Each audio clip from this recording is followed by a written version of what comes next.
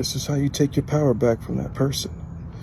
First and foremost, you must begin thinking for yourself. Point blank, period. There's no other way. You must begin thinking for yourself. Not only that, you have to begin doing for yourself.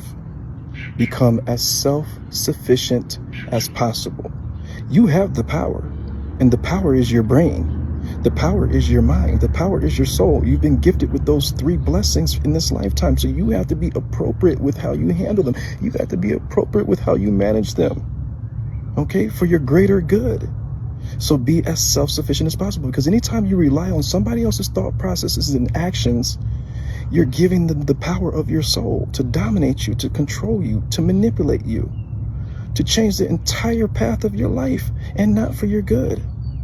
Okay? Be as self-sufficient as possible. The second thing you want to do, and I know this might sound harsh, but it's absolutely true, is stop seeing them as valuable, because they're not valuable. Because if they were valuable, they would be adding to your life more than they're taking away. If they were valuable, you would be ascending in life. You would be evolving in life. You would be expanding. You would be progressing and advancing in life. But are you doing that while you're connected to them? Be honest with yourself. Probably not. Okay, so there's nothing divine in that situation except for a hard-learned lesson. And do you really want to learn that lesson? You're supposed to be mature and grown enough to where you don't need those types of lessons. They're unnecessary, because your thought process is so much higher than that you don't need the lesson. Okay, stop seeing them as valuable. And here's the reason why.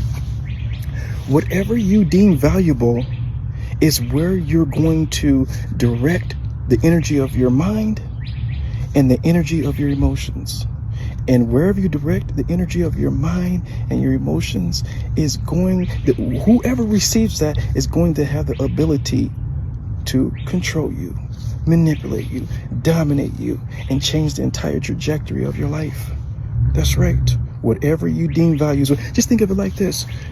You think your car is valuable. Look how much you do for it. You went into debt for it. You pay what, $40,000, $50,000 for the car? You go to work just to pay for a car. Huh? A liability, something that's going to break down, something that you probably can't even fix or maintain yourself.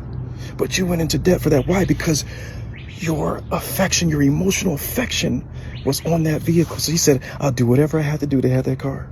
Well, what do you think you'll do for another human being?